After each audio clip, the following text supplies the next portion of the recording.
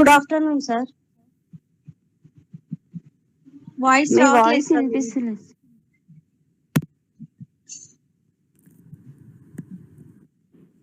Now it is okay? Okay sir. Sir. This class is for BCom General. Yes. Yes, in last few classes we were discussing about banking and financial systems. In detail, some of the aspects have been explained to you. In continuation to that, today we are going to discuss the aspect of entire banking system is generally supervised and controlled by the Reserve Bank of India, which is also known as Central Bank of India. That is Central Bank, not India. Take it as Central Bank. అంటే భారతదేశంలో ఉన్నటువంటి మొత్తం banking వ్యవస్థని మరియు ఇతర ఆర్థిక సంస్థలను లేదా విత్త సంస్థలను పర్యవేక్షించడానికి, నియంత్రణ చేయటానికి భారతదేశంలో ఒక ప్రభుత్వమే ఏర్పాటు చేసినటువంటి bank reserve bank of India. భారత రిజర్వ్ బ్యాంక్ అనే పేరుతో పిలుస్తాం దీన్ని. అంటే ఈ భారతదేశంలో లేదా ఇండియాలో మనకు ఈ బ్యాంకింగ్ వ్యవస్థను, ఆర్థిక కార్యకలాపాలను, ఆర్థిక సంస్థలను, విత్త సంస్థలను సూపర్విజన్ చేయడానికి, కంట్రోలింగ్ చేయడానికి ఏర్పాటు చేయబడినటువంటి బ్యాంకుగా మనము రిజర్వ్ బ్యాంక్ ఆఫ్ ఇండియాను చూడొచ్చు.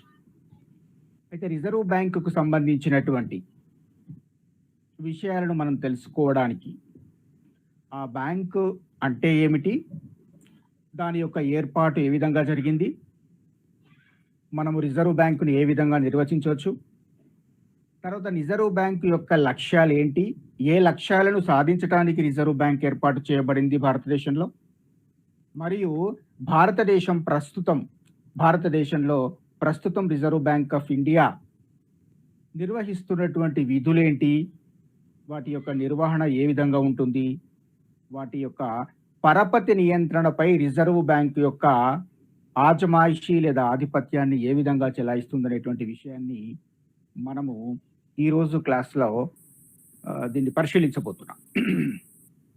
అయితే భారతదేశానికి సంబంధించి దేశంలోని ద్రవ్య విధానాన్ని మరియు కోశ విధానాన్ని రూపొందించడము, అమలు చేయడం మరియు బ్యాంకింగ్ వ్యవస్థపై పూర్తిగా పర్యవేక్షణ మరియు నియంత్రణను చెలాయించగలిగేటువంటి వ్యవస్థను ఏర్పాటు చేయడం జరిగింది. ఆ వ్యవస్థ పేరే రిజర్వ్ బ్యాంక్ ఆఫ్ ఇండియా. అంటే భారతదేశంలో ఉన్నటువంటి బ్యాంకింగ్ వ్యవస్థను మొత్తము నియంత్రణ చేయటానికి భారతదేశంలో రిజర్వ్ బ్యాంక్ ఆఫ్ ఇండియాను ఏర్పాటు చేయడం జరిగింది అనేటువంటి విషయాన్ని మనం గుర్తుపెట్టుకోవాలి. అయితే ఈ రిజర్వ్ బ్యాంకు ఏర్పాటుకు ముందు మనం ఒకసారి ప్రపంచవ్యాప్తంగా వచ్చినటువంటి మార్పులను పరిశీలించినప్పుడు దాదాపు 17-18 శతాబ్దాలలో కేంద్ర బ్యాంకు ఏర్పాటు ఇతర దేశాల్లో జరిగినట్టుగా మనకు తెలుస్తుంది. కేంద్ర బ్యాంకులలో అతి పురాతనమైనటువంటి బ్యాంకుగా మనం స్వీడన్లో ఏర్పాటు చేయబడ్డటువంటి రిక్స్ బ్యాంకును చూడొచ్చు.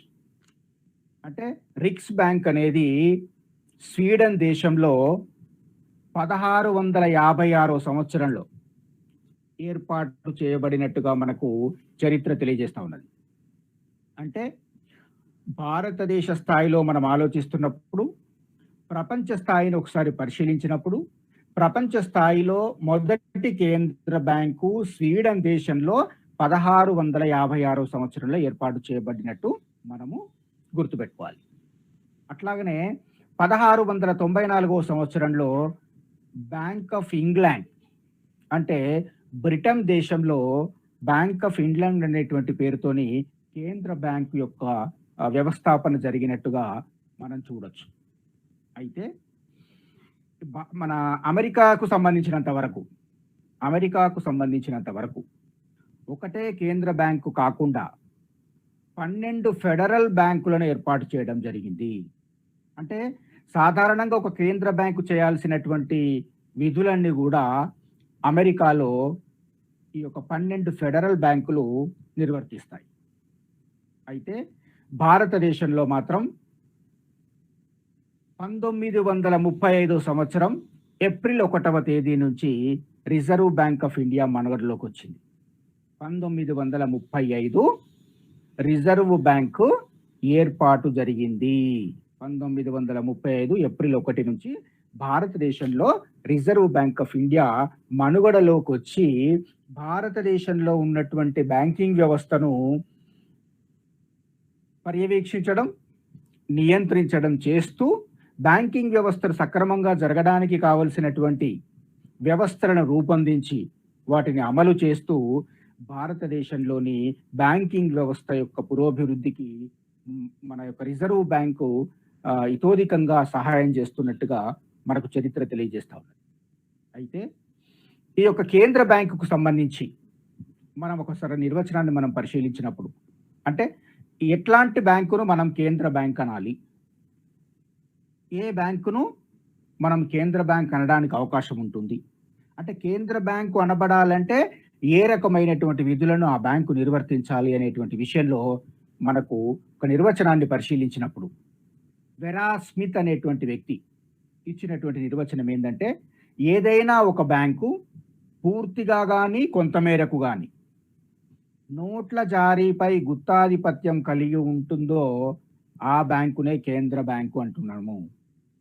అంటే ఈ వెరా స్మిత్ చెప్పినటువంటి నిర్వచనంలో ప్రధానమైనటువంటి అంశం ఏంటంటే, ఆ దేశంలో నోట్లను జారీ చేసేటువంటి అధికారాన్ని కలిగి ఉన్నటువంటి బ్యాంకును ఆ దేశం యొక్క కేంద్ర బ్యాంకుగా వ్యవహరించాలి లేదా నిర్వచించాలి అని చెప్పి వెరా స్మిత్ అనేటువంటి వ్యక్తి ఇచ్చినటువంటి నిర్వచనంలో స్పష్టంగా, అంటే నోట్లను జారీ చేసేటువంటి అధికారం ఏ బ్యాంకుకు ఉంటుందో ఆ బ్యాంకును కేంద్ర బ్యాంక్ అనొచ్చు అని వెరా స్మిత్ అనేటువంటి వ్యక్తి చెప్తే, ఇంకొక వ్యక్తి ఏం చెప్పిండంటే, ఏ బ్యాంక్ అయితే దేశంలోని పరపతి నియంత్రించగలుగుతుందో అదే కేంద్ర బ్యాంకు.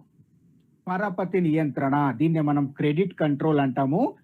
ఈ క్రెడిట్ కంట్రోల్ అంటే దేశం యొక్క ఆర్థిక వ్యవస్థను ప్రభావితం చేసేటువంటి పరపతి నియంత్రణను ఏ స్థాయిలో ఉంచాలనేటువంటి నిర్ణయాలను తీసుకోవడం కేంద్ర బ్యాంకు చేతుల్లో ఉంటే దాన్ని మనం కేంద్ర బ్యాంక్ అనొచ్చు అనేటువంటి విషయాన్ని ఆచార్య షా అనేటువంటి వ్యక్తి మనకు నిర్వచించినట్టుగా తెలుస్తుంది. ఇంకొక నిర్వచనాన్ని మనం పరిశీలించినప్పుడు, అంటే మొదటి నిర్వచనంలో చూడండి, వెరా స్మిత్ అనేటువంటి వ్యక్తి ఇచ్చిన నిర్వచనం ఏంటిదంటే, ఒక ప్రధానమైనటువంటి విధిని నిర్వర్తించడం ద్వారా, అంటే నోట్లను జారీ చేసేటువంటి అధికారం ఏ బ్యాంకుకైతే ఉంటుందో ఆ బ్యాంకును మనము కేంద్ర బ్యాంక్ అనవచ్చు అని వెరా స్మిత్ చెప్తే, ఇంకొక ఆచార్య షా అనేటువంటి వ్యక్తి, ప్రొఫెసర్ షా ఏం చెప్తున్నాడంటే, ఏ బ్యాంక్ అయితే దేశంలోని పరపతిని నియంత్రించగలుగుతుందో అదే కేంద్ర బ్యాంక్ అనేటువంటి నిర్వచనం ఇవ్వడం జరిగింది. అంటే క్రెడిట్ కంట్రోల్ చేయగలిగేటువంటి కెపాసిటీ ఏ బ్యాంకు అయితే కలిగి ఉంటుందో ఆ బ్యాంకును కేంద్ర బ్యాంక్ అనొచ్చు అనేటువంటి నిర్వచనాన్ని ప్రొఫెసర్ షా చెప్పినాడు.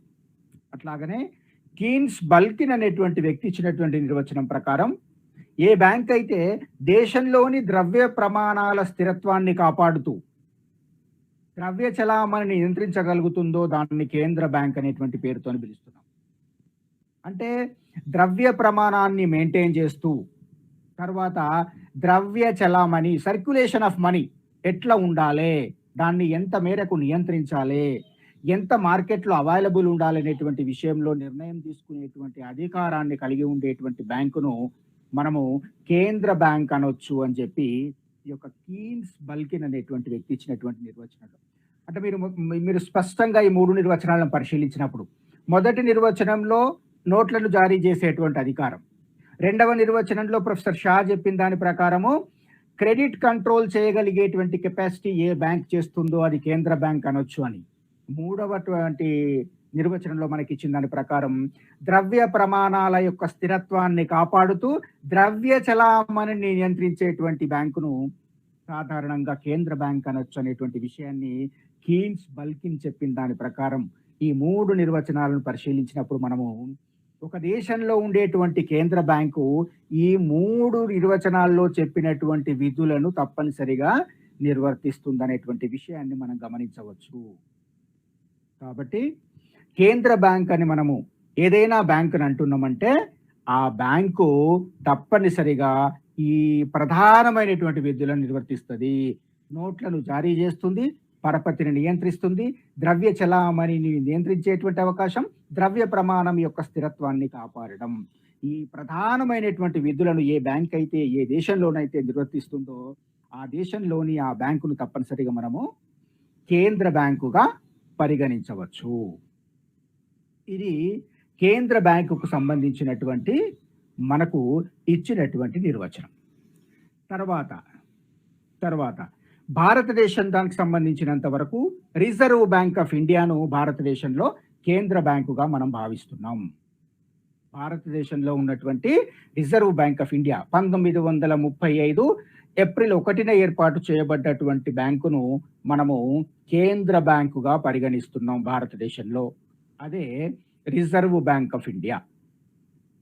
అంటే ద్రవ్య వ్యవస్థను సక్రమంగా నడపడం, ద్రవ్య స్థిరత్వాన్ని కాపాడడం, తర్వాత ప్రభుత్వం అవలంబించేటువంటి ఆర్థిక విధానాలకు అనుగుణంగా ఆర్థికంగా తోడ్పాటును అందించడానికి కావలసినటువంటి విధానాలను రూపొందించడం భారతదేశంలో ఈ యొక్క రిజర్వ్ బ్యాంక్ ఆఫ్ ఇండియా చేస్తుంది.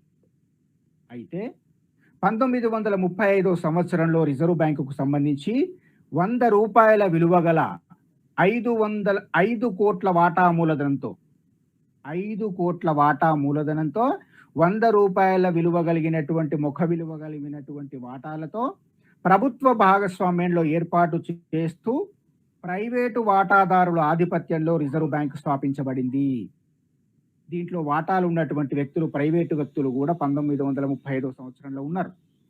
అయితే ప్రపంచ దేశాల్లో వస్తున్నటువంటి మార్పులకు అనుగుణంగా, పరిస్థితులకు అనుగుణంగా 1948 చట్టం ఆధారంగా 1948లో భారతదేశంలో ఒక ప్రత్యేకమైన చట్టం తీసుకురాబడ్డది. స్వాతంత్రం వచ్చిన తర్వాత దాని తర్వాత 1949 సంవత్సరంలో జనవరి 1వ తేదీన రిజర్వ్ బ్యాంకును జాతీయం చేయడం జరిగింది. జాతీయం చేయడం అంటే ప్రభుత్వ రంగంలోనే ఈ బ్యాంకు ఏర్పాటు చేయబడ్డట్టుగా పరిగణించబడింది. ఇప్పుడు 1949 జనవరి 1. 1949 జనవరి 1వ తేదీన భారతదేశంలో 1935 సంవత్సరంలో స్థాపించబడినటువంటి రిజర్వ్ బ్యాంక్ ఆఫ్ ఇండియా జాతీయం చేయడం జరిగింది. అప్పటి నుంచి ప్రజా సంక్షేమానికి అవసరమైనటువంటి బ్యాంకు గవర్నర్తో సంప్రదించి అవసరమైన ఆదేశాలను ఇచ్చేకు ప్రభుత్వానికి కల్పించబడింది. అంటే ఈ రిజర్వ్ బ్యాంకుకు ఒక ప్రత్యేకంగా గవర్నర్ను నియమించడం జరుగుతుంది. ఈ గవర్నర్ ఆధ్వర్యంలో ఉండేటువంటి గవర్నర్ల బోర్డు నిర్ణయాలు తీసుకొని అమలు చేసి దేశంలో ప్రభుత్వం తీసుకునేటువంటి ప్రజా సంక్షేమ కార్యక్రమాలు కావచ్చు, అభివృద్ధి కార్యక్రమాలు కావచ్చు, ద్రవ్య సహాయానికి సంబంధించిన సమస్యలను పరిష్కరించడంలో తన వంతు పాత్ర పోషిస్తున్నట్టుగా మనం గతంలో ఉన్నటువంటి చరిత్రను మొత్తం పరిశీలిస్తే రిజర్వ్ బ్యాంక్ ఆఫ్ ఇండియాకు సంబంధించినటువంటి విషయం మనకు అవగాహన చేసుకోవచ్చు. అయితే భారతదేశంలో ఆమోదించబడ్డ 1948 చట్టం ఆధారంగా 1949లో రిజర్వ్ బ్యాంక్ ఏర్పాటు జరిగితే ఆ చట్టం ప్రకారము సెక్షన్ 7 ప్రకారము కేంద్ర డైరెక్టర్ల బోర్డు చేతిలో ఉంటుంది. ఈ బ్యాంకును నడపడానికి, రిజర్వ్ బ్యాంకు నడపడానికి కేంద్ర డైరెక్టర్ల బోర్డు ఉంటుంది. కేంద్ర డైరెక్టర్ల బోర్డులో ఉండేటువంటి మొత్తం సభ్యుల సంఖ్య 20 మంది ఉంటారు. మొత్తం సభ్యుల సంఖ్య 20 మంది ఉంటారు. ఇందులో ఒకరు గవర్నర్గా ఉంటారు. గవర్నర్గా ఉండేటువంటి వ్యక్తి. ఇక్కడ మనము ఈ ఉండేటువంటి 20 మందిని మనం ఒకసారి పరిశీలించినప్పుడు 20 మంది డైరెక్టర్ల బోర్డు ఆధ్వర్యంలో రిజర్వ్ బ్యాంక్ ఆఫ్ ఇండియా పనిచేస్తుంది. దీంట్లో భారతదేశ ఈ రిజర్వ్ బ్యాంక్ ఆఫ్ ఇండియా ఏర్పాటుకు అవసరమైనటువంటి చట్టం చేయబడ్డటువంటి చట్టం ప్రకారం 1948లో చేసినటువంటి చట్టం ప్రకారం 49లో జాతీయం జరిగినటువంటి చట్టం ప్రకారం సెక్షన్ 8 సబ్సెక్షన్ 1 సబ్సెక్షన్ బి ప్రకారము 4 డిప్యూటీ గవర్నర్లు ఉంటారు. రిజర్వ్ బ్యాంక్ ఆఫ్ ఇండియాలో ఒక గవర్నర్ ఉంటారు. ఇతనికి సహాయం చేయడానికి 4 డిప్యూటీ గవర్నర్లు ఉంటారు. వీరి యొక్క పదవీ కాలం 5 సంవత్సరాల కోసం నియమించబడతారు. 5 సంవత్సరాల పదవీ కోసం 4 డిప్యూటీ గవర్నర్లు గవర్నర్కు సహాయం చేయడానికి నియమించబడతారు. అట్లాగనే సెక్షన్ 1 సబ్ సెక్షన్ ఈ ప్రకారము కేంద్ర ప్రభుత్వం నియమించేటువంటి డైరెక్టర్లు ఒక 10 మంది ఉంటారు. కేంద్ర ప్రభుత్వమే ప్రత్యక్షంగా 10 మంది డైరెక్టర్లను 4 సంవత్సరాల పదవీ కాలం కోసం నియమిస్తుంది. 4 సంవత్సరాల పదవీ కాలం కోసం నియమిస్తుంది. తర్వాత ఒక్క ప్రభుత్వ అధికారిని కేంద్ర ప్రభుత్వం నామినేట్ చేస్తుంది. ఇక్కడేమో 10 మంది డైరెక్టర్లను నియమిస్తుంది. ఇంకొక వ్యక్తిని మాత్రం ప్రత్యేకంగా ప్రభుత్వ అధికారిని నియమిస్తుంది. ఒక ప్రభుత్వ అధికారిని అందులో డైరెక్టర్గా నియమిస్తుంది. తర్వాత స్థానిక బోర్డుల నుంచి ఒక్కొక్కరు చొప్పున 4 డైరెక్టర్లు. స్థానిక బోర్డుల నుంచి ఒక్కొక్కరు చొప్పున 4 డైరెక్టర్లు. అంటే మొత్తం డైరెక్టర్లు చూడండి, డిప్యూటీ గవర్నర్లు 4. తర్వాత 10 మంది కేంద్ర ప్రభుత్వం నామినేట్ చేసేటువంటి డైరెక్టర్లు 14 మంది. ఒకరు ప్రభుత్వాధికారిని కేంద్ర ప్రభుత్వం నియమిస్తుంది 15. తర్వాత స్థానిక బోర్డుల నుంచి ఒక 4 సభ్యులను స్థానిక బోర్డులు నామినేట్ చేస్తాయి. దీంతో మనకు 19 మంది అయిండ్లు. తర్వాత వీళ్ళతో పాటు ఒక గవర్నర్ కూడా ఉంటాడు. మొత్తం 20 మంది సభ్యులతోని ఈ గవర్నర్ల బోర్డు ఆధ్వర్యంలో కేంద్ర రిజర్వ్ బ్యాంకు పనిచేస్తుంది అనేటువంటి విషయాన్ని మనము తెలుసుకోవచ్చు. అయితే ఈ రిజర్వ్ బ్యాంకు గవర్నర్ల బోర్డు ఏదైతే ఉందో దీనికి సంబంధించి గవర్నర్, రిజర్వ్ బ్యాంక్ గవర్నర్ అధ్యక్షుడిగా కొనసాగుతాడు. మరియు ప్రధానమైనటువంటి వ్యక్తిగా, నిర్ణయాలు తీసుకోవడంలో ప్రధానమైనటువంటి వ్యక్తిగా ఉంటాడు. తర్వాత ఈ బోర్డు కనీసం 3 నెలలకు ఒకసారి తప్పనిసరిగా సమావేశాన్ని ఏర్పాటు చేస్తుంది. తప్పకుండా 3 నెలలకు ఒకసారి తప్పనిసరిగా సమావేశం అవుతుంది.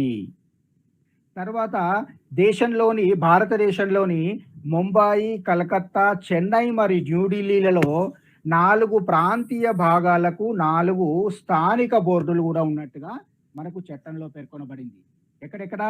బొంబాయి, కలకత్తా, చెన్నై మరియు న్యూఢిల్లీలలో 4 ప్రధానమైనటువంటి ప్రాంతీయ కార్యాలయాలను కూడా ఏర్పాటు చేయబడినట్టుగా మనం చూడొచ్చు. అయితే ఈ రిజర్వ్ బ్యాంకుకు సంబంధించి మనం పరిశీలించేటువంటి క్రమంలో 20 మంది వ్యక్తుల ఆధ్వర్యంలోని డైరెక్టర్ల బోర్డు కార్యకలాపాలను, నిర్ణయాలను తీసుకొని అమలు చేసేటువంటి కార్యక్రమాన్ని తీసుకుంటుంది. ఈ కార్యక్రమాలన్నీ కూడా దేశంలో ఉన్నటువంటి అన్ని బ్యాంకులకు, అన్ని విత్త సంస్థలకు, అన్ని ఆర్థిక సంస్థలకు వర్తిస్తాయి. తప్పనిసరిగా ఆ ఆదేశాలను అన్ని బ్యాంకులు, విత్త సంస్థలు మరియు ఆర్థిక సంస్థలు తప్పనిసరిగా పాటించవలసిందే. ఇది మనము రిజర్వ్ బ్యాంక్ ఆఫ్ ఇండియాకు సంబంధించినటువంటి అతి ప్రధానమైనటువంటి నిర్మాణంగా మనం చూడొచ్చు. అంటే కార్యనిర్వాహక వ్యవస్థ ఎట్లా ఉంటుంది, ఎవరు దాంట్లో ఏ విధమైనటువంటి బాధ్యతలను నిర్వర్తిస్తారు, గవర్నర్ అనేటువంటి వ్యక్తి యొక్క బాధ్యతలు ఏంటి, అవన్నీ కూడా స్పష్టంగా 1949 ఈ రిజర్వ్ బ్యాంక్ ఆఫ్ ఇండియా చట్టంలో స్పష్టంగా పేర్కొనడం జరిగిందనేటువంటి విషయాన్ని మనం గమనించాలి. మరి తర్వాత అయితే రిజర్వ్ బ్యాంక్ ఆఫ్ ఇండియాను ఏర్పాటు చేయడానికి కొన్ని ప్రధానమైనటువంటి లక్ష్యాలు ఉన్నాయి. అంటే రిజర్వ్ బ్యాంక్ యొక్క ప్రధానమైనటువంటి లక్ష్యాలు, అబ్జెక్టివ్స్ ఆఫ్ రిజర్వ్ బ్యాంక్ అని రాసుకోండి. Objectives of RBI. అసలు ఏ లక్ష్యాలను సాధించడానికి భారతదేశంలో రిజర్వ్ బ్యాంక్ ఆఫ్ ఇండియాను ఏర్పాటు చేయడం జరిగింది అనేటువంటి విషయాలను మనం ఒక్కొక్కటిగా పరిశీలించినప్పుడు ఈ దేశంలో వస్తున్నటువంటి మార్పులకు, పారిశ్రామిక రంగంలో వస్తున్నటువంటి ప్రపంచవ్యాప్తంగా వచ్చేటువంటి మార్పులు భారతదేశంపై పడ్డప్పుడు భారతదేశంలో ఉన్నటువంటి ఆర్థిక వ్యవస్థను ఎట్లా మార్పులోకి తీసుకురావాలి, భారతదేశంలో ఉన్నటువంటి ఆర్థిక వ్యవస్థను ఏ విధంగా సంస్కరించాలనేటువంటి విషయంలో రిజర్వ్ బ్యాంక్ ఆఫ్ ఇండియా తీసుకునేటువంటి ప్రధానమైనటువంటి నిర్ణయాలు దేశ ఆర్థిక అభివృద్ధికి తోడ్పడుతున్నట్టుగా గత చరిత్రను మనం పరిశీలించినప్పుడు మనకు తెలుస్తుంది. అయితే ఈ ధ్యేయాలను మనం పరిశీలించేటప్పుడు ప్రధానమైనటువంటి ధ్యేయంగా భారతదేశంలో ద్రవ్య నియంత్రణను లేదా ద్రవ్యాన్ని జారీకి నియంత్రణలు చేసేటువంటి బాధ్యత ఈ యొక్క లక్ష్యము ఈ రిజర్వ్ బ్యాంక్ యొక్క ప్రధానమైనటువంటి లక్ష్యంగా చెప్పబడింది. అంటే భారతదేశంలో ద్రవ్యాన్ని జారీ చేయడానికి కావలసినటువంటి నియంత్రణ రిజర్వ్ బ్యాంక్ ఆఫ్ ఇండియా చేతిలో ఉంది. అంటే ప్రభుత్వానికి అవసరమైనటువంటి ద్రవ్యాన్ని ముద్రించేటువంటి అధికారం భారతదేశంలో ఎన్నో బ్యాంకులు ఉన్నప్పటికీ రిజర్వ్ బ్యాంక్ ఆఫ్ ఇండియాకే భారతదేశం అధికారాన్ని కల్పించడం జరిగింది. నోట్లను ముద్రించడం, కరెన్సీని ముద్రించడం అనేటువంటి ప్రధానమైనటువంటి లక్ష్యంగా భారతదేశంలో రిజర్వ్ బ్యాంక్ ఆఫ్ ఇండియా ఏర్పాటు చేయబడింది. అంటే జారీ చేయడం, వాటిని నియంత్రించడం, ఎంత మేరకు చలామణిలో ఉంచాలి, ఎంత మేరకు ఉపసంహరించుకోవాలి. ఈ రోజు మనం చూస్తున్నటువంటి దేశం యొక్క ఆర్థిక వ్యవస్థను పరిశీలించినప్పుడు డిమానిటైజేషన్, కరెన్సీ నోట్ల ఉపసంహరణను మన జనరేషన్ చూసినట్టుగా మీకు తెలుస్తుంది. అంటే ఏ నోట్లు చెల్లుతాయి, ఏ నోట్లు చెల్లవు నిర్ణయం తీసుకునేటువంటి అధికారం రిజర్వ్ బ్యాంక్ ఆఫ్ ఇండియాకు ఉంది. నియంత్రించడం, ద్రవ్య వ్యవస్థను నియంత్రించడము, ద్రవ్యాలని జారీ చేయడం, ఇదే ప్రధానమైనటువంటి లక్ష్యంగా భారతదేశంలో రిజర్వ్ బ్యాంక్ ఆఫ్ ఇండియా ఏర్పాటు జరిగింది. తర్వాత రెండవ ప్రధానమైనటువంటి లక్ష్యం ఏంటంటే దేశం యొక్క విదేశీ మారక ద్రవ్య నిల్వలను పెంచడం. భారతదేశానికి కావలసినటువంటి విదేశీ మారక ద్రవ్యాన్ని ఆర్జించడం మరియు ఆ ద్రవ్యాన్ని ఎక్కువ మొత్తంలో సమీకరించడానికి ప్రయత్నించడం అనేటువంటి లక్ష్యం కోసం ఈ యొక్క రిజర్వ్ బ్యాంక్ ఆఫ్ ఇండియా ఏర్పాటు జరిగింది. నోట్లను జారీ చేయడం, నెక్స్ట్ విదేశీ మారక ద్రవ్యాన్ని ఎక్కువ మొత్తంలో ఆర్జించి ఇతర దేశాలతో మనకు వ్యాపార వ్యవహారాలను సవ్యంగా జరగడానికి, సమన్వయం చేయడానికి రిజర్వ్ బ్యాంక్ ఆఫ్ ఇండియా ఎంతో కృషి చేస్తున్నట్టుగా మనం గమనించవచ్చు. తర్వాత దేశంలో ద్రవ్య స్థిరత్వాన్ని స్థాపించుట. ద్రవ్య స్థిరత్వాన్ని అంటే భారతదేశంలో నోట్ల యొక్క చలామణి ఎట్లా ఉండాలి, ద్రవ్యం ఎంత మేరకు ఉంటే ప్రజల అవసరాలు తీరుతాయి, ఎంత మొత్తము ద్రవ్యం తగ్గిపోతే ఏ రకమైనటువంటి సమస్యలు ఉత్పన్నమవుతాయి, ఒకవేళ ద్రవ్య యొక్క చలామణి బాగా పెరిగితే వచ్చేటువంటి పరిస్థితులు ఏంటి, తదనుగుణంగా ఆలోచించి రిజర్వ్ బ్యాంక్ ఆఫ్ ఇండియా ఆ ద్రవ్యం యొక్క స్థిరత్వాన్ని కాపాడటానికి, రూపాయి విలువను కాపాడటానికి ప్రయత్నించడం కోసం ప్రధానమైనటువంటి లక్ష్యంగా రిజర్వ్ బ్యాంక్ ఆఫ్ ఇండియా ఏర్పాటు చేయబడింది. తర్వాత జాతీయ సాంఘిక ఆర్థిక ధ్యేయాలు, విధానాలకు తగిన విధంగా పటిష్టమైనటువంటి విత్త వ్యవస్థను అభివృద్ధి పరచడం ప్రధానమైనటువంటి లక్ష్యంగా భారతదేశంలో రిజర్వ్ బ్యాంక్ ఆఫ్ ఇండియా ఏర్పాటు చేయబడింది. అంటే భారతదేశానికి కావలసినటువంటి సాంఘిక ధ్యేయాలు, ఆర్థిక ధ్యేయాలు, సాధారణంగా చూడండి, ఆర్థిక ధ్యేయాలు అంటే ఇంత తలసరి ఆదాయాన్ని సాధించాలి, ఇంత జాతీయ ఆదాయాన్ని సాధించాలి, ఇంత జాతీయోత్పత్తిని సాధించాల్సినటువంటి అవసరం భారతదేశానికి ఉంటుందనేటువంటి విషయాన్ని కేంద్ర ప్రభుత్వం ప్రకటించినప్పుడు తదనుగుణమైనటువంటి విధానాలను రూపొందించి వాటిని అమలు చేయడం ద్వారా ప్రభుత్వం యొక్క ఈ లక్ష్యాలను సాధించడానికి రిజర్వ్ బ్యాంక్ ఆఫ్ ఇండియా అదే ప్రధానమైనటువంటి లక్ష్యంగా ఆవిర్భవించినట్టుగా మనకు తెలుస్తుంది. తర్వాత దేశంలోని బ్యాంకింగ్ వ్యవస్థలోని సంస్థాగత అస్థిరత్వాన్ని తొలగించుట. ఇది కూడా ప్రధానమైనటువంటి లక్ష్యంగానే రిజర్వ్ బ్యాంక్ ఆఫ్ ఇండియా ఏర్పాటు చేయబడింది.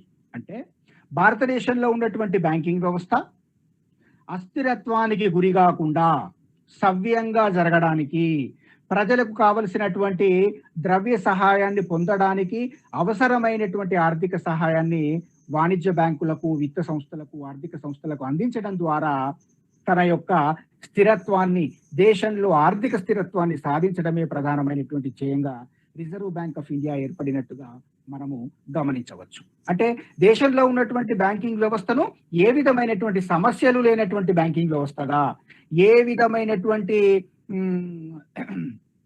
మార్పులు రాకుండా, ప్రజలు ఏ విధమైనటువంటి ఇబ్బందులకు గురి కాకుండా చూడవలసినటువంటి బాధ్యత లక్ష్యంగా రిజర్వ్ బ్యాంక్ ఆఫ్ ఇండియా ఏర్పాటు చేయబడింది. తర్వాత దేశమంతటికి ఒకే విధమైన పరపతి విధానాన్ని రూపొందించి అమలుపరచుట. భారతదేశంలో ఉన్నటువంటి దాదాపు 28 రాష్ట్రాలకు, మిగతా కేంద్రపాలిత ప్రాంతాలకు అవసరమైనటువంటి పరపతి విధానం ఎట్లా ఉండాలి, ప్రజలు ఆర్థిక సమస్యలు లేకుండా, ఆర్థిక వనరులు లేకుండా, ఆర్థిక సహాయం ఇచ్చేటువంటి సంస్థలు లేనటువంటి పరిస్థితులలో వాళ్ళు పడేటువంటి ఇబ్బందులను దృష్టిలో పెట్టుకొని ఒక సవ్యమైనటువంటి పటిష్టమైనటువంటి పరపతి విధానాన్ని రూపొందించి అది ఎట్లా అమలు జరుగుతుంది అనేటువంటి విషయాన్ని కూడా పరిశీలించడమే ప్రధానమైనటువంటి లక్ష్యంగా ఈ రిజర్వ్ బ్యాంక్ ఆఫ్ ఇండియా ఏర్పడినట్టుగా మనము చరిత్ర చెప్తున్నటువంటి సాక్ష్యం. అట్లాగనే భారతదేశంలో ఉన్నటువంటి వాణిజ్య బ్యాంకులు మరియు ఇతర రకాల బ్యాంకులు మరియు ఆర్థిక సంస్థలు, పారిశ్రామిక బ్యాంకులు, ఇంకా ఏ రకమైన బ్యాంకింగ్ వ్యవస్థ అయినా, ఏ రకమైన ఆర్థిక వ్యవస్థ అయినా వాటికి కావలసినటువంటి గైడెన్స్ ఇవ్వడం, వాటికి కావలసినటువంటి మార్గదర్శకత్వాన్ని అందించేటువంటి ప్రయత్నంలో, అంటే కావలసినటువంటి డైరెక్షన్స్ ఇవ్వడం, అవసరమైతే గైడెన్స్ ఇవ్వడం, వాటికి సంబంధించినటువంటి సహాయాలను అందించేటువంటి కార్యక్రమమే లక్ష్యంగా భారతదేశంలో రిజర్వ్ బ్యాంక్ ఆఫ్ ఇండియా ఏర్పాటు చేయబడినట్టుగా మనకు చరిత్ర చెప్తున్నటువంటి ప్రధానమైనటువంటి అంశాలు ఇవి. ఈ లక్ష్యాలను సాధించడానికి, ఇంతకుముందు డిస్కస్ చేసినటువంటి ఈ లక్ష్యాలను సాధించడానికి భారతదేశంలో రిజర్వ్ బ్యాంక్ ఆఫ్ ఇండియా ఏర్పాటు చేయబడింది అనేటువంటి విషయాన్ని మనం ప్రధానంగా గుర్తుపెట్టుకోవాలి. అయితే ఈ లక్ష్యాలను సాధించేటువంటి క్రమంలో భారతదేశంలో ఉన్నటువంటి రిజర్వ్ బ్యాంక్ ఆఫ్ ఇండియా ఏ రకమైనటువంటి విధులను నిర్వర్తించాలి, ఏ రకమైనటువంటి పనులు రిజర్వ్ బ్యాంక్ ఆఫ్ ఇండియా చేయాలి, రిజర్వ్ బ్యాంకు నిర్వర్తించేటువంటి ప్రధానమైనటువంటి విధులు ఏంటి, అవి చేయాల్సినటువంటి ఫంక్షన్స్ ను మనము భారతదేశంలో ఆమోదించబడినటువంటి 1949 భారత రిజర్వ్ బ్యాంకు చట్టం ప్రకారం కొన్ని విధులను మనం ఇప్పుడు తెలుసుకోవడానికి ప్రయత్నం చేద్దాం. అయితే ఈ విధులకు సంబంధించి భారతదేశంలో రిజర్వ్ బ్యాంక్ ఆఫ్ ఇండియా నిర్వర్తించేటువంటి చాలా రకాల విధులను మనం పరిశీలించినప్పుడు అందులో మొట్టమొదటిది అతి ప్రధానమైనటువంటి విధి ఏంటంటే కరెన్సీ నోట్లను జారీ చేయటం. అయితే ₹1 అంతకంటే తక్కువ విలువ కలిగినాయి. మీకు ఇంతకు ముందు నేను అనుకుంటున్నా మీకు ఐడియా ఉండొచ్చు, ₹0.50, పావలా, ఇట్లా 10 పైసలు 20 పైసలు, అంటే ₹1 అంతకంటే డినామినేషన్ తక్కువ ఉన్నాయన్నీ కూడా కేంద్ర ప్రభుత్వం జారీ చేస్తుంది.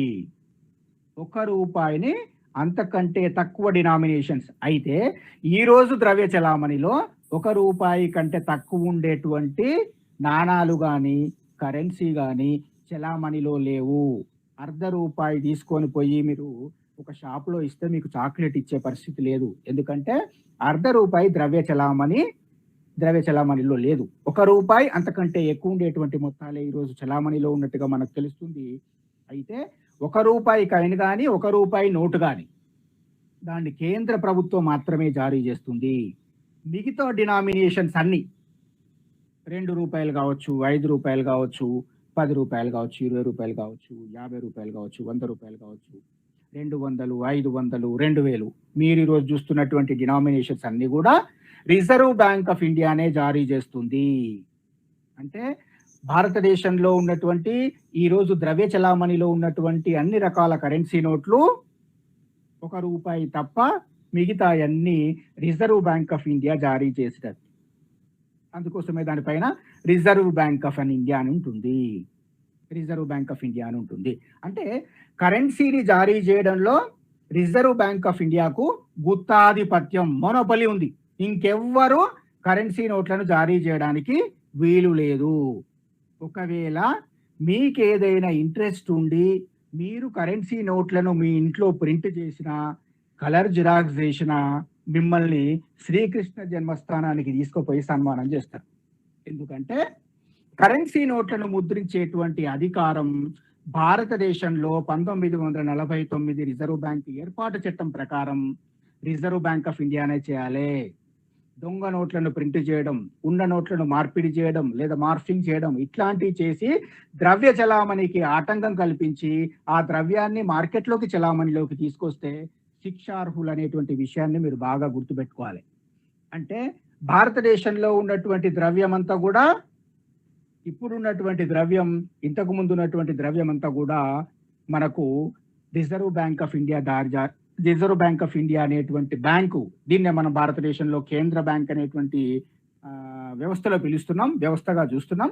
ఈ బ్యాంకు మాత్రమే జారీ చేస్తున్నట్టుగా మనం చూడొచ్చు. ఇది నేను ఇంతకు ముందే చెప్పినట్టు ₹1 నోటును మాత్రం కేంద్ర ప్రభుత్వం జారీ చేస్తుంది. అయితే ఈ కేంద్ర ప్రభుత్వం వీటిని జారీ చేసినా కానీ వాటిని చలామణిలోకి తీసుకొచ్చేటువంటి కార్యక్రమం మాత్రం రిజర్వ్ బ్యాంక్ ఆఫ్ ఇండియానే నిర్వర్తిస్తుంది. కేంద్ర ప్రభుత్వం ₹1 నోటును కానీ ₹1 కాయిన్ను కానీ జారీ చేసినప్పటికీ వాటిని సరఫరా చేసి చలామణిలోకి తీసుకొచ్చేది మాత్రం రిజర్వ్ బ్యాంక్ ఆఫ్ ఇండియానే. ఇది రిజర్వ్ బ్యాంక్ ఆఫ్ ఇండియా నిర్వర్తించేటువంటి విధులలో అతి ప్రధానమైనటువంటి విధి. ఇక రెండవది ప్రభుత్వ బ్యాంకరుగా వ్యవహరించుట. రిజర్వ్ బ్యాంక్ ఆఫ్ ఇండియా చేసేటువంటి రెండవ ప్రధానమైనటువంటి విధి ఏంటంటే ప్రభుత్వ బ్యాంకరుగా వ్యవహరించుట. అంటే అర్థమైంది, కేంద్ర రాష్ట్ర ప్రభుత్వాలు మరియు కొన్ని ప్రభుత్వ రంగ సంస్థలకు రిజర్వ్ బ్యాంకు బ్యాంకరుగా వ్యవహరిస్తుంది. కేంద్ర ప్రభుత్వానికి బ్యాంకరుగా, రాష్ట్ర ప్రభుత్వానికి బ్యాంకరుగా, కొన్ని ప్రభుత్వ రంగ సంస్థలకు కూడా ప్రభుత్వ బ్యాంకరుగా వ్యవహరించి డిపాజిట్ల సేకరణ, చెక్కుల ద్వారా చెల్లింపు, రావాల్సిన మొత్తాలను వసూలు చేయడం, అవసరమైనప్పుడు నిధులను వివిధ ప్రాంతాలకు సరఫరా చేయడం వంటి పనులను నిర్వర్తిస్తుంది. ప్రభుత్వానికి బ్యాంకరుగా వ్యవహరించడమే కాకుండా లేదా సలహాదారుగా వ్యవహరించడమే కాకుండా ద్రవ్య మార్కెట్లో ఉన్నటువంటి ట్రెజరీ బిల్లులను అమ్మడం, కేంద్ర ప్రభుత్వం తరఫున విదేశీ మారక ద్రవ్య వ్యవహారాలను నిర్వహించడం, అంటే కేంద్ర ప్రభుత్వం చేయాల్సినటువంటి చాలా వరకు ద్రవ్య సంబంధమైన విధులను రిజర్వ్ బ్యాంక్ ఆఫ్ ఇండియా చేస్తుంది. కాబట్టి దీన్ని మనం ప్రభుత్వ బ్యాంకర్ అంటున్నాము. అంటే కేంద్ర ప్రభుత్వం ప్రత్యక్షంగా చేయాల్సినటువంటి చాలా ద్రవ్య సంబంధమైనటువంటి విధులను ప్రత్యక్షంగా రిజర్వ్ బ్యాంక్ ఆఫ్ ఇండియా నిర్వర్తిస్తున్నటువంటి పరిస్థితిని దృష్టిలో పెట్టుకొని దీన్ని మనము ప్రభుత్వ బ్యాంకరుగా వ్యవహరిస్తాము. తర్వాత అంతర్జాతీయ ద్రవ్య సహాయ సంస్థలు. సాధారణంగా మీరు చూడండి, ప్రపంచ బ్యాంకు లేదా అంతర్జాతీయ ద్రవ్య నిధి, దీన్నే మనము IMF అంటాం, ఇంటర్నేషనల్ మానిటరీ ఫండ్ వంటి సంస్థలలో జరిపేటువంటి చర్చలలో భారత ప్రభుత్వానికి ప్రతినిధిగా హాజరవుతుంది. మరియు కేంద్ర ప్రభుత్వాలు, రాష్ట్ర ప్రభుత్వాలు ఎదుర్కొనేటువంటి ఆర్థిక ఇబ్బందులను అధిగమించడానికి రుణాలను నిర్వహించటం, పెట్టుబడులు పెట్టడం, ప్రణాళికలు రచించడం, ఆర్థికాభివృద్ధి వంటి విషయాలలో సలహాలు ఇవ్వడం కూడా ఈ యొక్క రిజర్వ్ బ్యాంక్ ఆఫ్ ఇండియా చేస్తుంది. తద్వారా ఈ బ్యాంకు చేసేటువంటి కార్యకలాపాలను మనం పరిశీలించిన తర్వాత ఈ బ్యాంకును ప్రభుత్వ బ్యాంకరుగా వ్యవహరిస్తున్నాం. అంటే రెండవ ప్రధానమైనటువంటి విధి, కేంద్ర ప్రభుత్వం చేయాల్సినటువంటి ద్రవ్య సంబంధమైన, పరపతి సంబంధమైన, ఆర్థిక సహాయానికి సంబంధించిన ప్రపంచ బ్యాంకుతో జరిగేటువంటి చర్చల్లో కానీ, IMF లాంటి చర్చల్లో కానీ పాల్గొనేటువంటి ప్రతినిధిగా, ప్రభుత్వ ప్రతినిధిగా ఈ బ్యాంకు హాజరై అక్కడ తీసుకునేటువంటి నిర్ణయాలకు బాధ్యత వహించడం ద్వారా ఈ బ్యాంకును మనము ప్రభుత్వ బ్యాంకరుగా వ్యవహరిస్తాం. మొదటి కరెన్సీ నోట్లను జారీ చేయడం, రెండవది ప్రభుత్వ బ్యాంకరుగా వ్యవహరించడం, మూడవది బ్యాంకులకు బ్యాంకుగా వ్యవహరించడం. బ్యాంకులకు బ్యాంకుగా వ్యవహరించడం. ఎట్లా బ్యాంకులకు బ్యాంకుగా వ్యవహరిస్తుంది ఇది మరి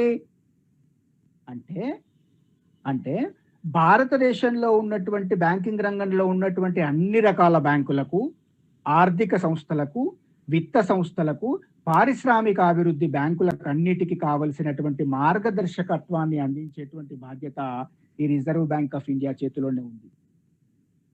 ఇంకొక ప్రధానమైనటువంటి విషయాన్ని చూడండి, రిజర్వ్ బ్యాంక్ చట్టంలో పేర్కొనబడినటువంటి సెక్షన్ 41 సబ్సెక్షన్ 1 ప్రకారం నగదు రిజర్వ్ నిష్పత్తి, CRR అంటాం, క్యాష్ రిజర్వ్ రేషియో అంటే వాణిజ్య బ్యాంకులు వసూలు చేసినటువంటి డిపాజిట్లలోని కొంత మొత్తాన్ని రిజర్వ్ బ్యాంకు దగ్గర డిపాజిట్ చేయాల్సినటువంటి బాధ్యత వాణిజ్య బ్యాంకులకు ఉంటుంది. ఈ రేటు ఎప్పటికీ మారుతూ ఉంటుంది. CRR అంటాం దీన్నే, క్యాష్ రిజర్వ్ రేషియో. ఒకవేళ వాణిజ్య బ్యాంకు 100 కోట్ల డిపాజిట్లను సేకరిస్తే అందులో 3% నుంచి 15% వరకు ఆ డిపాజిట్లలోని మొత్తాన్ని రిజర్వ్ బ్యాంకు దగ్గర నిలువబెట్టాలి. రిజర్వ్ రూపంలో రిజర్వ్ బ్యాంకు దగ్గర పెట్టాలి. ఈ విధంగా ఆ బ్యాంకుకు బ్యాంకర్గా వ్యవహరించేటువంటి పని. తర్వాత అన్ని వాణిజ్య బ్యాంకులు బిల్లులను డిస్కౌంట్ చేయడం, వాటిని రీడిస్కౌంట్ చేయడం, రీఫైనాన్స్ సౌకర్యం కల్పించడం. తర్వాత కొన్ని సందర్భాలలో కొన్ని బ్యాంకులకు హామీగా ఉండడం, సెక్యూరిటీని కానీ గ్యారంటీని కానీ ఇవ్వడం, మరియు కొన్ని రకాల బ్యాంకులకు అడ్వాన్సులు మంజూరు చేయడం ద్వారా ఆర్థిక సహాయాన్ని అందించి రిజర్వ్ బ్యాంక్ ఆఫ్ ఇండియా బ్యాంకులకే బ్యాంకర్గా వ్యవహరించబడుతుంది. బ్యాంకులకే బ్యాంకర్గా వ్యవహరించబడుతుంది. తర్వాత అన్ని రకాల బ్యాంకులపై రిజర్వ్ బ్యాంక్ ఆఫ్ ఇండియాకు పర్యవేక్షణ, నియంత్రణ, సూపర్విజన్ అండ్ కంట్రోల్ ఉన్నదనేటువంటి విషయాన్ని మనం డిస్కస్ చేసాం. అంటే భారతదేశంలో అన్ని కార్యకలాపాలు నిర్వర్తించేటువంటి బ్యాంకింగ్, ఆర్థిక, విత్త సంస్థలన్నింటినీ పర్యవేక్షించి నియంత్రించేటువంటి అధికారం కలిగి ఉన్నటువంటి రిజర్వ్ బ్యాంకు బ్యాంకులకు బ్యాంకర్గా చెప్పవచ్చు. తర్వాత బ్యాంకులకు లైసెన్సులను జారీ చేయడం.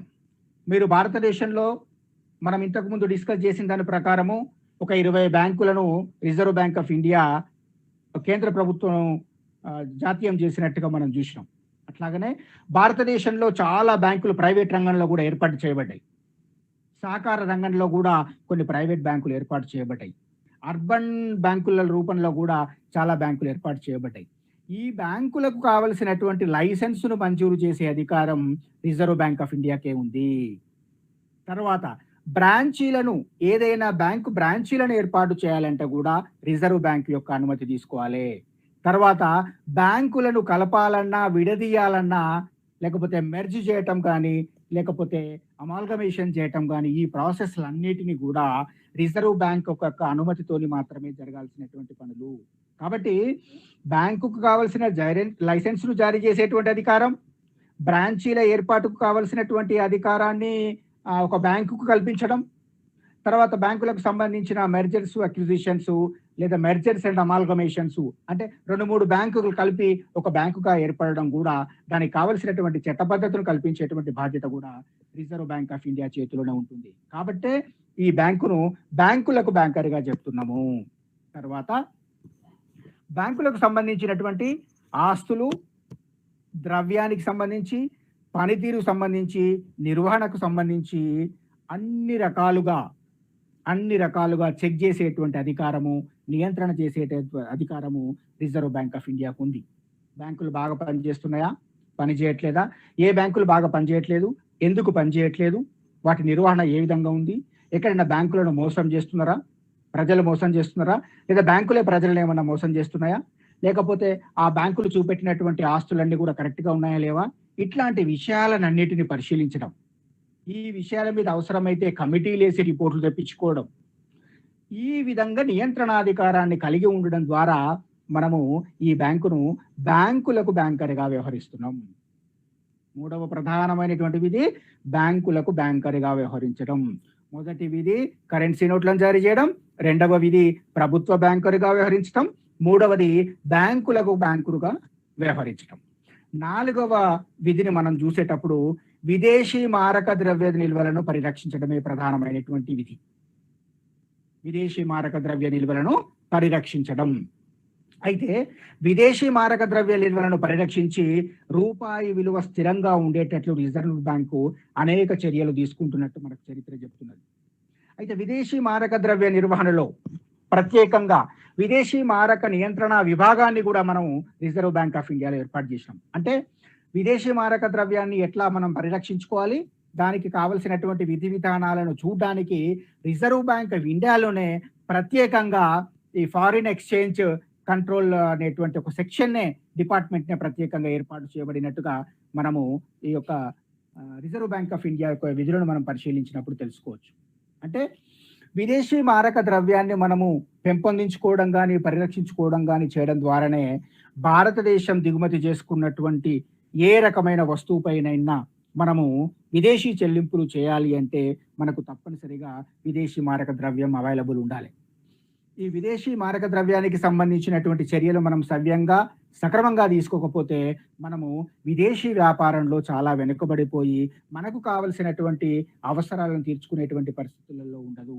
కాబట్టి ఈ విధమైనటువంటి విదేశీ మారక ద్రవ్యాన్ని పెంపొందించడం, పరిరక్షించడం, వాటిని ఇంకా అభివృద్ధి చేసేటువంటి కార్యక్రమాల్లో భాగంగా రిజర్వ్ బ్యాంక్ ఆఫ్ ఇండియా చాలా చాలా ప్రొయాక్టివ్గా పనిచేస్తున్నట్టుగా మనకు తెలుస్తూ ఉంది. తర్వాత ఇంకొక ప్రధానమైనటువంటి విధి ఏంటంటే రిజర్వ్ బ్యాంక్ ఆఫ్ ఇండియాకి సంబంధించి పరపతి నియంత్రణ. అంటే ఉదాహరణకు చూడండి, దేశంలోని కరెన్సీ పరపతి పరిమాణాన్ని నియంత్రించి ద్రవ్య విలువలను సుస్థిరత్వంలో అనుసరించడానికి కేంద్ర బ్యాంకు అనేక చర్యలు తీసుకుంటున్నట్టుగా మనము గమనిస్తున్నాం. అయితే రిజర్వ్ బ్యాంకు పరపతి కొరకు నగదు ప్రాతిపదికను బట్టి కరెన్సీ నోట్లను జారీ చేస్తుంది. భారతదేశంలో ఎంత ద్రవ్య చలామణి ఉన్నది, ఎన్ని కరెన్సీ నోట్లు ఉన్నాయి, ఎంత కరెన్సీ నోట్లు మనం ఇంకా ముద్రించాలి, కరెన్సీ నోట్ల యొక్క అవసరం ఏముంది, ఒకవేళ కరెన్సీ నోట్ల యొక్క చలామణి ఎక్కువగా ఉంటే వేటిని ఉపసంహరించుకోవాలి, వేటిని మనం తగ్గియాలి, ఇట్లాంటి అన్ని నిర్ణయాలు తీసుకోవడం ద్వారా ప్రజలకు అవసరమైన, బ్యాంకులకు అవసరమైన పరపతిని ఏ విధంగా తగ్గించడము, పెంచడము చేయొచ్చు అనేటువంటి టెక్నిక్స్ అన్ని కూడా రిజర్వ్ బ్యాంక్ ఆఫ్ ఇండియా అనే భారతదేశంలో తీసుకొని పరపతి నియంత్రణకు సాధించవలసినటువంటి సాధనాలను ఉపయోగించడం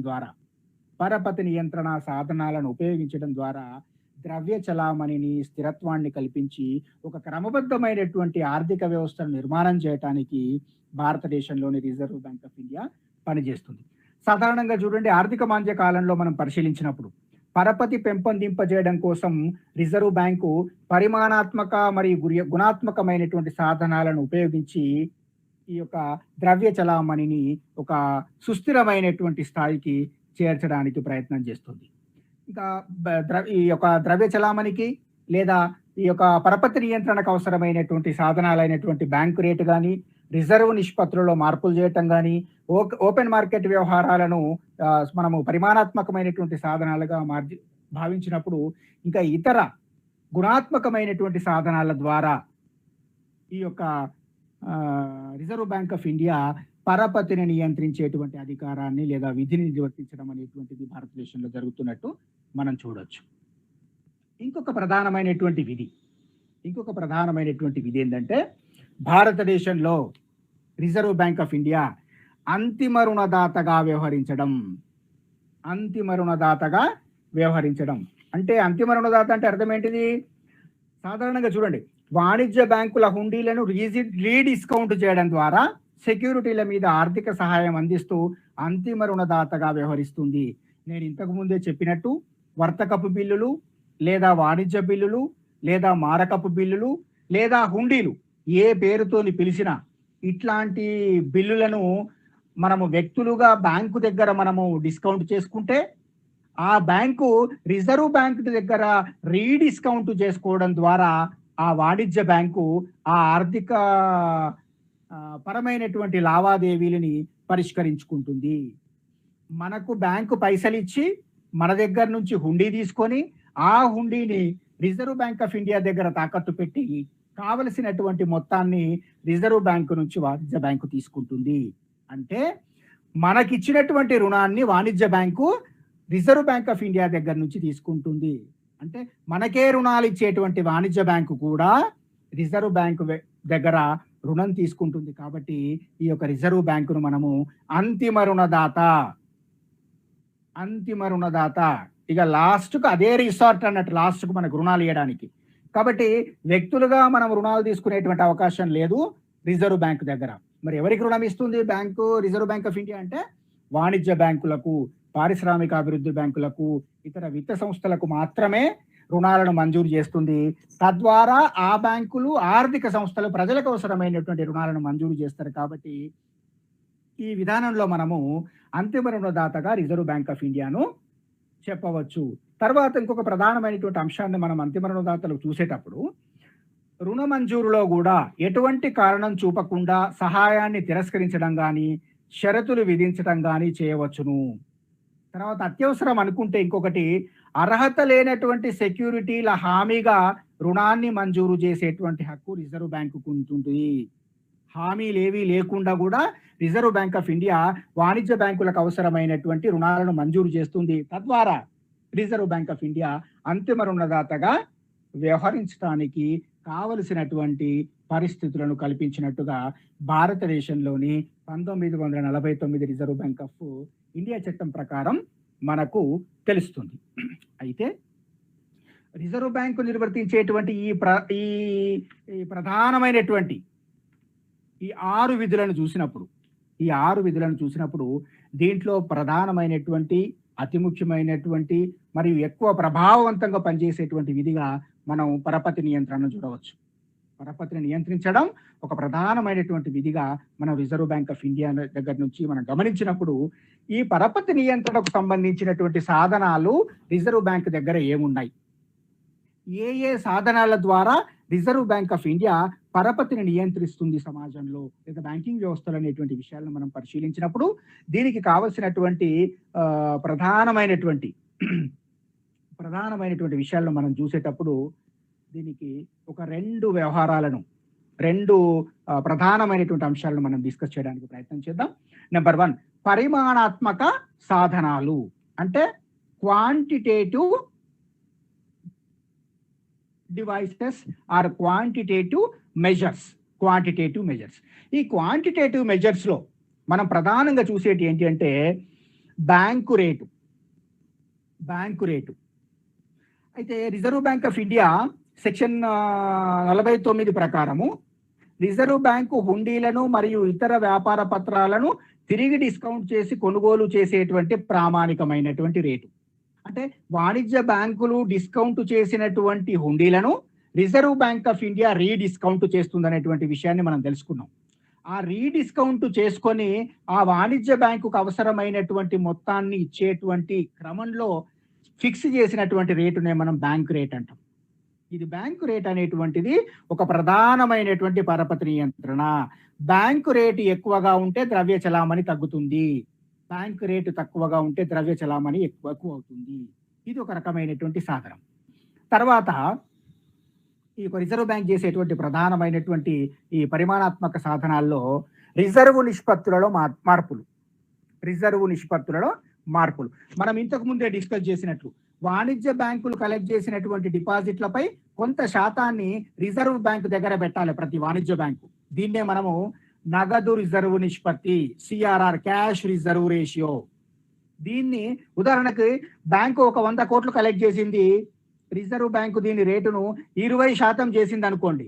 అంటే 20 కోట్లు రిజర్వ్ బ్యాంకు దగ్గర ఉంచి 80 కోట్లతోనే ఈ వాణిజ్య బ్యాంకు బిజినెస్ చేయాలి.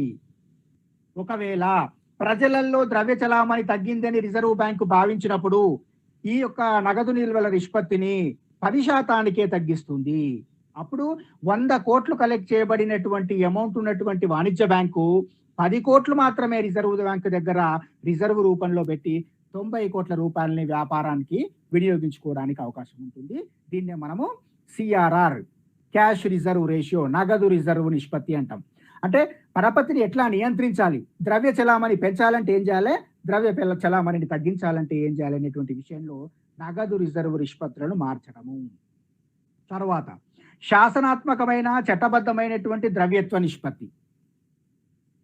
Liquidity ratios, statutory liquidity ratios. అంటే వాణిజ్య బ్యాంకులు తమ దగ్గరే కొన్ని ప్రత్యేకమైనటువంటి ద్రవ్యత్వ ఆస్తుల రూపంలో కొంత శాతం డిపాజిట్లు ఉంచుకునేటట్లు చూడడం చట్టబద్ధమైన ద్రవ్యత్వ నిష్పత్తి.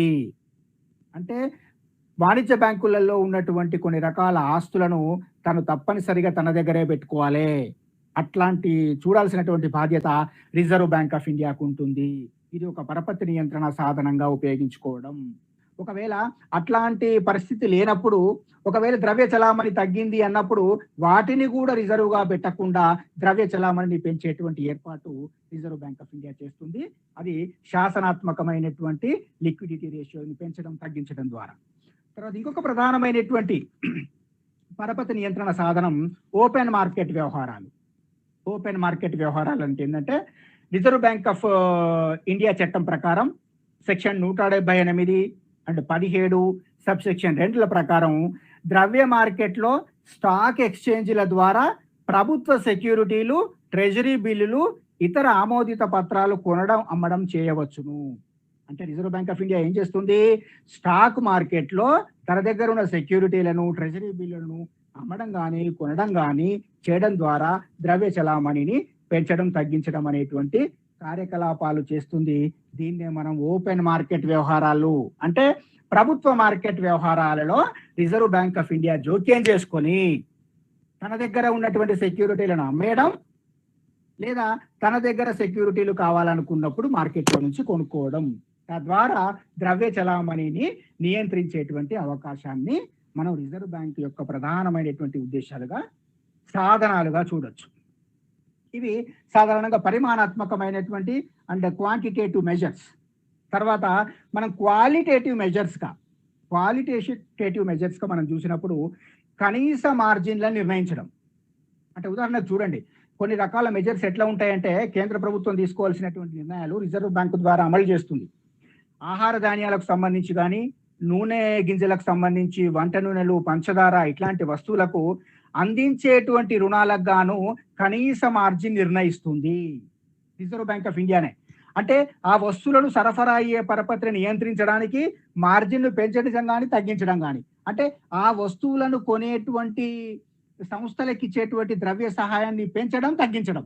ఆ వస్తువుల యొక్క ధర బాగా పెరుగుతుంది అన్నప్పుడు వాళ్ళకు అందించేటువంటి ద్రవ్య సహాయాన్ని ఉపసంహరించడం, తద్వారా మార్కెట్లో ఎక్కువ వస్తువులు అవైలబుల్ ఉండేటట్టుగా, ఎక్కువ నూనె గింజలు అవైలబుల్ ఉండేటట్టుగా ఈ యొక్క రిజర్వ్ బ్యాంక్ ఆఫ్ ఇండియా చూస్తుంది.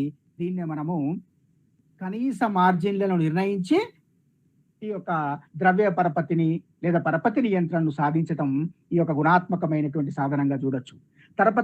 తర్వాత ఇంకొక ప్రధానమైనటువంటి ఈ యొక్క గుణాత్మకమైనటువంటి సాధనం ఏంటంటే పరపతి స్థాయిపై పరిమితులను విధించుట. అంటే ఏ వస్తువుకైనా రుణాన్ని ఇచ్చేటప్పుడు గరిష్ట పరిమితిని నిర్ణయించడం. కొన్ని రకాల వస్తువులు భారతదేశంలో బాగా రేటు పెరుగుతున్నాయి అన్నప్పుడు ఆ వస్తువులను కొనడానికి ఎవరైనా వ్యక్తులు ప్రయత్నం చేస్తున్నారు, వాళ్ళకు రుణ సహాయం అవసరము అని అనుకున్నప్పుడు ఆ వస్తువులను కొనడానికి రుణం ఇచ్చేటప్పుడు దానిపైన పరిమితిని విధించడం. అంటే ఆ వ్యక్తి ఎన్ని వస్తువులైనా మార్కెట్లో కొనేటువంటి అవకాశం మనం ఇవ్వకుండా తక్కువ మొత్తంలో కొనేటువంటి అవకాశాన్ని కల్పించడం కోసం కొంత మొత్తమే రుణాన్ని మంజూరు చేస్తాం, అంతకంటే ఎక్కువ మొత్తం రుణాలను ఇవ్వడానికి వీల్లేదని మనం బ్యాంకులకు డైరెక్షన్ ఇస్తాం. అంటే ఒక ప్రత్యేకమైనటువంటి వస్తువు యొక్క రేటు బాగా పెరిగిపోతున్నది, ఉల్లిగడ్డల రేటు బాగా పెరుగుతున్నది. ఉల్లిగడ్డ వ్యాపారం చేసేటువంటి వ్యక్తులకు రుణాలు ఇచ్చేటువంటి బ్యాంకులు ఉంటాయి. ఆ బ్యాంకులు ఇష్టం వచ్చినట్టు రుణం ఇవ్వకుండా ఆ ఉల్లిగడ్డ వ్యాపారం చేసేటువంటి వ్యక్తులకు రుణాలను ₹1,00,00,000 కంటే ఎక్కువ ఇవ్వద్దు, ఆపేస్తారు. అప్పుడు ఆ వస్తువులను ఎక్కువ మొత్తంలో కొని ఇతను నిల్వబెట్టుకోకుండా మార్కెట్లో ఎక్కువ అవైలబుల్ ఉండేటట్టుగా తీసుకునేటువంటి చర్యలలో ఈ యొక్క గుణాత్మకమైనటువంటి సాధనంగా మనం పరపతి స్థాయిపై పరిమితుల్ని విధించడం అనేటువంటి ప్రధానమైనటువంటి అంశం. తర్వాత కనీస వడ్డీ రేట్లను విధించడం. కనీస వడ్డీ రేట్లను అంటే కొన్ని రకాల వస్తువుల రుణాలపై విధించడానికి వడ్డీ రేట్లను రిజర్వ్ బ్యాంక్ సూచిస్తుంది. అంటే కొన్ని రకాల వస్తువులు కొనేటువంటి వ్యక్తులకు సహాయం చేసేటప్పుడు వాటిపైన వడ్డీని తగ్గించటం కానీ, పెంచటం కానీ రిజర్వ్ బ్యాంకు చేయడానికి అవకాశం ఉంటుంది. అంటే కొన్ని రకాల వస్తువులు మార్కెట్లో బాగా ఉన్నాయి, ప్రజలు ఇబ్బంది పడుతున్నారు, ఆ మార్కెట్లో ఉన్నటువంటి వస్తువులు లేదా రైతుల నుంచి కొనుగోలు చేయాలి అంటే ఆ వస్తువులను కొన్నటువంటి వ్యక్తులకు వడ్డీ రేటును తగ్గించి ఇచ్చేటువంటి బాధ్యతను తీసుకోవడమే రిజర్వ్ బ్యాంక్ ఆఫ్ ఇండియా చేస్తుంది. ఇది ఒక మనకు గుణాత్మకమైనటువంటి లేదా క్వాలిటేటివ్ మెజర్గా మనం చూడొచ్చు. నెక్స్ట్ ఇంకొక లాస్ట్ అంశం ఏంటంటే నైతికోద్బోధత. నైతికంగా రిజర్వ్ బ్యాంక్ ఆఫ్ ఇండియా చేయాల్సినటువంటి అన్ని రకాల విధులతో పాటు చట్టపరమైనటువంటి యాక్షన్ లేకుండా పరపతిని అదుపు చేయడం, వాణిజ్య బ్యాంకులకు గల బాధ్యతను గుర్తు చేస్తూ ఆ యొక్క వాణిజ్య బ్యాంకులకు కావలసినటువంటి సలహాలను, మార్గదర్శకత్వాలను అందించడం ద్వారా భారతదేశంలో ఉన్నటువంటి బ్యాంకింగ్ ఆర్థిక వ్యవస్థను ఈ యొక్క పరపతి నియంత్రణ చేయడం ద్వారా అంత వ్యవస్థను సవ్యంగా ఉండేటట్లు చూడడం అనేటువంటి ప్రధానమైనటువంటి బాధ్యతగా రిజర్వ్ బ్యాంక్ ఆఫ్ ఇండియాకు ఉన్నదనేటువంటి విషయాన్ని మనం గమనించవచ్చు. కాబట్టి మన భారతదేశంలో నెలకొల్పబడినటువంటి 1935లో స్థాపించబడినటువంటి రిజర్వ్ బ్యాంక్ 1949లో జాతీయం చేయబడి ఇక ఇతర దేశాల్లో కేంద్ర బ్యాంకు నిర్వర్తిస్తున్నటువంటి విధులను భారతదేశంలో రిజర్వ్ బ్యాంక్ ఆఫ్ ఇండియా తన యొక్క విధులను సక్రమంగా నిర్వర్తిస్తూ ఈరోజు మనము భారతదేశం ఒక ప్రపంచ స్థాయిలో ఒక రకమైనటువంటి గుర్తింపును పొందడానికి ఆర్థిక సంస్కరణలు 1991 తర్వాత ఆర్థిక సంస్కరణలు వచ్చిన తర్వాత భారతదేశం పారిశ్రామికంగా మరియు వ్యవసాయకంగా మరియు ఇతర సేవా రంగాలలో కూడా చాలా పురోభివృద్ధి సాధించడానికి అవసరమైనటువంటి వ్యక్తులకు సంస్థలకు ఆర్థిక సహాయాన్ని అందించడం ద్వారా ఈ యొక్క రిజర్వ్ బ్యాంక్ ఆఫ్ ఇండియా ఇతోధికమైనటువంటి కృషి చేసినట్టుగా మనము చూస్తున్నటువంటి సత్యం. కాబట్టి ప్రతి దేశంలో ఆర్థిక వ్యవస్థను క్రమబద్ధమైనటువంటి వ్యవస్థలో ఒక నియంత్రణ విధానాన్ని అవలంబించడానికి తర్వాత పర్యవేక్షణ చేయడానికి కావలసినటువంటి అన్ని రకాల విధులను నిర్వర్తిస్తూ భారతదేశానికి కావలసినటువంటి బ్యాంకింగ్ రంగానికి మరియు బ్యాంకింగ్ రంగానికి అనుబంధంగా ఉన్నటువంటి ఇతర రంగాలకు కావలసినటువంటి మార్గదర్శకాలను కూడా ఈ రిజర్వ్ బ్యాంక్ ఆఫ్ ఇండియా జారీ చేస్తున్నట్టు మనము గమనించవచ్చు.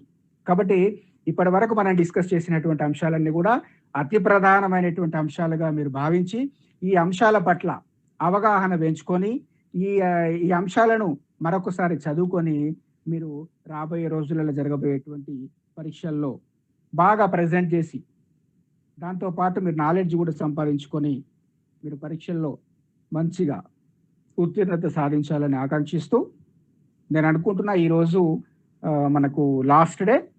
దీనికి సంబంధించి నా దగ్గర ఏమైనా నోట్స్ ఉన్నా లేదా నేను ప్రిపేర్ చేసిన కొన్ని ఇంపార్టెంట్ క్వశ్చన్స్ ఏమైనా ఉంటే రేపు కానీ ఎల్లుండి కానీ మీకు వాట్సాప్ గ్రూప్లో పెడతాను. వాటిని మరొకసారి చూసుకొని అవసరమైతే మీరు ఏ క్లాస్ అయితే మిస్ అయినరో ఆ క్లాసులను యూట్యూబ్లో మీకు అన్ని రికార్డ్ చేసి పెడుతున్నారు. వాటిని వినడానికి ప్రయత్నించి మీకు ఉన్నటువంటి నాలెడ్జ్ని కూడా పెంపొందించుకొని అట్లాగనే పరీక్షల్లో మంచి మార్కులు సాధించాలని మీకు అందరికీ all the best and best of luck తెలియజేస్తూ Thank you, sir. Thank you, sir. Thank you, sir. Thank you so much, sir. Thank you, sir. Welcome.